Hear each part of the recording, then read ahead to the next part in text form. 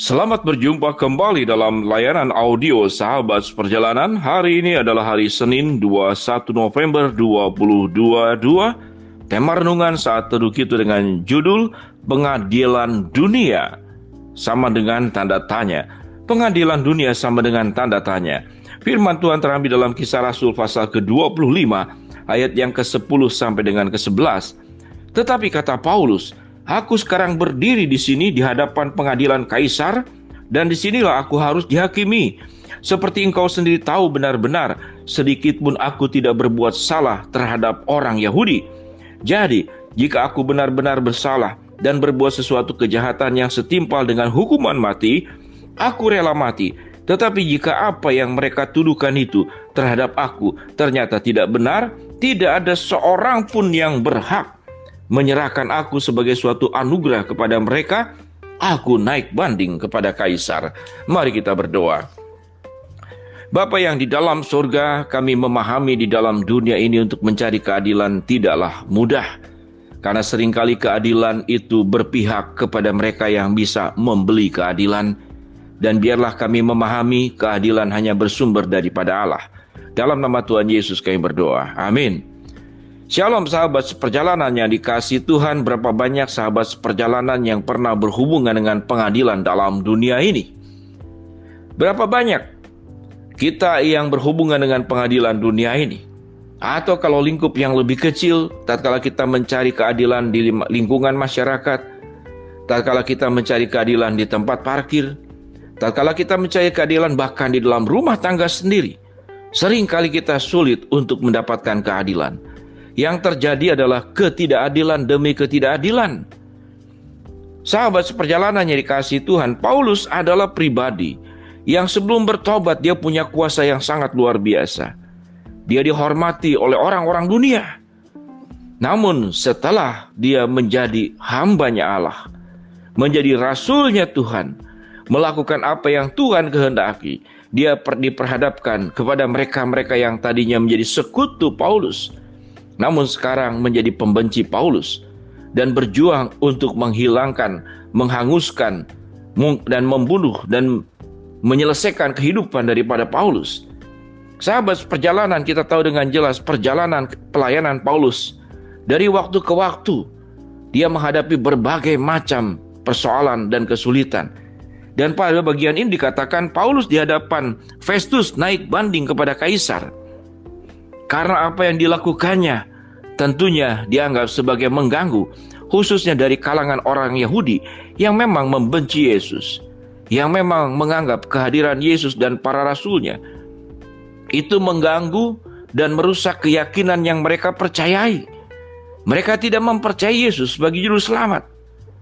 Dengan demikian berbagai macam tipu muslihat agar Paulus itu dijebloskan ke dalam penjara, bahkan dihukum mati, mereka lakukan secara kolektif. Mereka lakukan dengan strategi. Mereka mendekati para pembesar. Mereka mendekati Festus.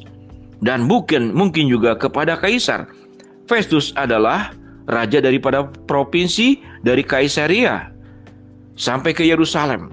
Sahabat seperjalanan yang dikasihi Tuhan, tatkala Paulus berkata, "Aku naik banding kepada Kaisar," maka Paulus sedang memakai proses yang ada. Karena dia adalah orang Romawi. Dia adalah orang Yahudi. Dia bukan orang Romawi. Dia orang Yahudi. Namun dianggap oleh orang Yahudi sebagai bukan Yahudi. Sehingga dengan tekanan-tekanan seperti itulah dilakukan tekanan-tekanan kepada Paulus. Sahabat seperjalanan, sebagaimana di awal dikatakan bahwa keadilan di dalam dunia ini seringkali berpihak kepada mereka yang punya uang. Seringkali berpihak kepada mereka yang punya kekuasaan. Kita menyaksikan bagaimana sidang tentang Ferdy Sambo dan istrinya, dan juga korban yang mengalami kematian. Begitu rumit jelimet, sampai saksi-saksi yang dihadirkan pun memiliki ketakutan. Dan hakim mengatakan, kalau engkau berbohong, memberikan kesaksian palsu, engkau akan berhadapan dengan hukuman dan ada ancaman.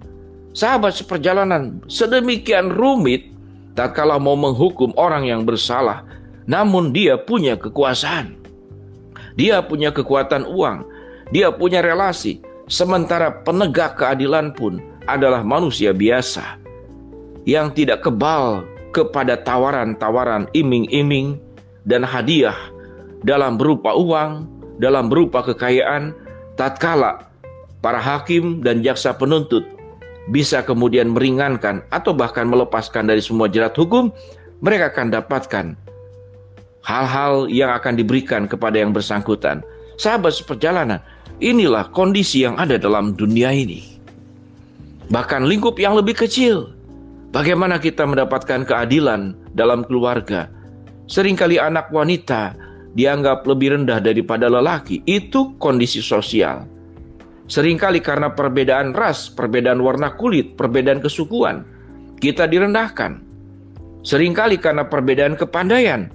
Satu anak dipuja-puja oleh orang tuanya, namun anak yang punya kekurangan kemudian dianggap lebih rendah daripada anak yang lain.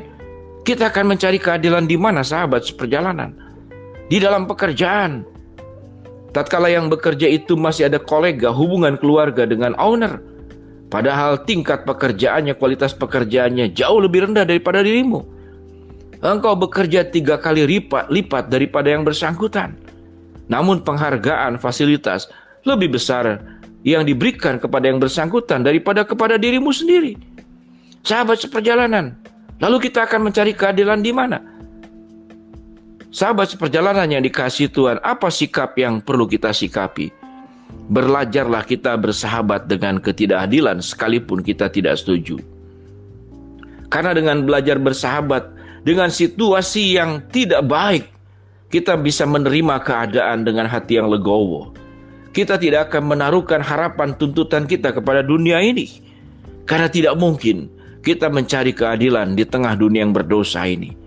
Keadilan itu hanya milik Allah. Keadilan yang paling sempurna, keadilan yang paling kudus, dan keadilan yang seadil-adilnya.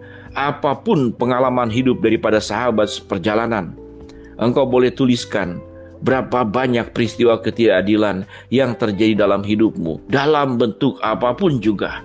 Maka ingatlah, dunia akan sulit memberikan keadilan yang sempurna.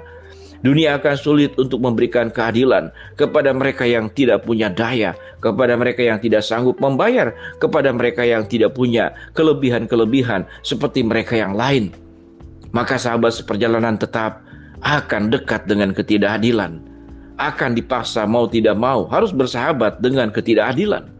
Dan biarlah hidup kita hanya terbuka dan mempercayai bahwa keadilan itu hanyalah milik Allah, dan keadilan itu hanya bisa ditegakkan oleh Allah, dan segala sesuatu yang terjadi di muka bumi ini satu hari kelak nanti, setiap pribadi siapapun dia akan berhadapan dengan tahta pengadilan Allah. Dengan pemahaman seperti inilah sahabat seperjalanan, biarlah hati kita tetap dengan kebeningan, hati kita tetap tidak dalam kemarahan, hati kita tetap hidup dalam ketulusan.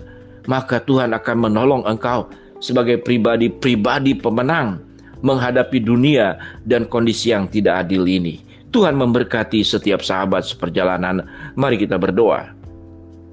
Bapa yang di dalam surga, hamba-Mu berdoa buat sahabat seperjalanan yang sedang sakit, Tuhan jamah sembuhkan. Sahabat seperjalanan yang sedang menghadapi masalah khususnya berkenaan dengan ketidakadilan, Tuhan akan kuatkan, teguhkan, dan berikan jalan keluar. Sahabat seperjalanan yang sedang memohon berharap sesuatu, Tuhan akan kabulkan dengan cara dan waktu-Mu yang terbaik. Dalam nama Tuhan Yesus kami berdoa. Amin. Shalom sahabat seperjalanan, semoga layanan audio ini memberkati sahabat seperjalanan. Sampaikan, sharingkan kepada yang lain agar bisa mengikuti layanan renungan setiap hari sahabat seperjalanan. Amin.